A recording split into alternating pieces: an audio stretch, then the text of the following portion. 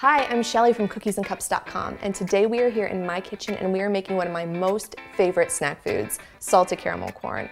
It is addictive, it is salty, it is sweet. You guys are gonna love it.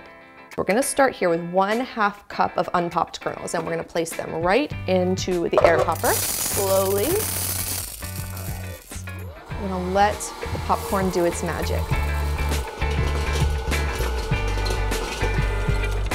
So once the popcorn's all popped, we can just set that aside for a minute and make our caramel.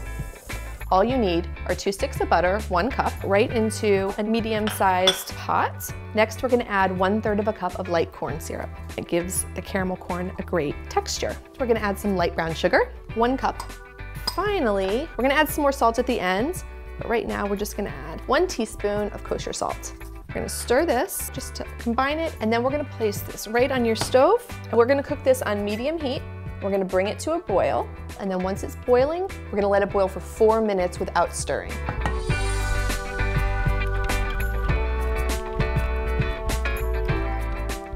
Okay, so this has been boiling for 4 minutes without being stirred. You can see it's piping hot.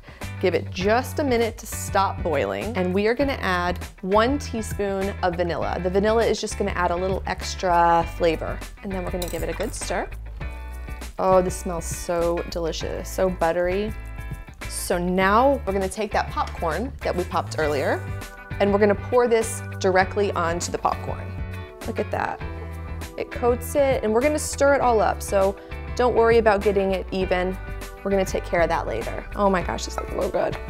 And what we're gonna do is we're just gonna stir it up a little bit, as much as we can in the bowl without getting messy. Looks great. And now we're gonna transfer this to a large baking sheet that I've already lined with parchment paper. The more surface area that you have for your popcorn to go on, the better. That way every little bit will get crispy. We're gonna put this right onto the lined sheet. And you can see that some of the kernels didn't get completely covered with caramel. We'll take care of that later. We're gonna spread this out as evenly as we can. We're gonna stir it all up, spread it out. This is looking fantastic. What I like to do is I like to add a little bit more salt. Salt sticks to the wet caramel.